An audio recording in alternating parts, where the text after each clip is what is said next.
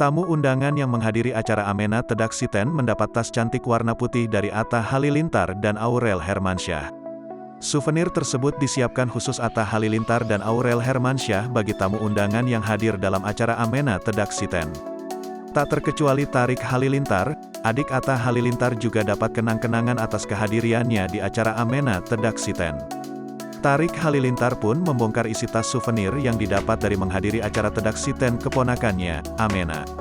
Tarik Halilintar mengajak kekasihnya Fujianti Utami atau Fuji untuk membuka isi souvenir tersebut.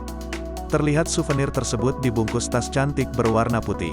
Saat dibuka, Tarik dan Fuji menemukan sebuah shower puff untuk perlengkapan mandi. Souvenir acara Tedak Siten 7 bulanan Amena, Atta Halilintar dan Aurel Hermansyah bagikan perlengkapan mandi. "Buat mandi biar bersih, biar nggak dakian lagi," ujar Fuji sambil memegang shower puff.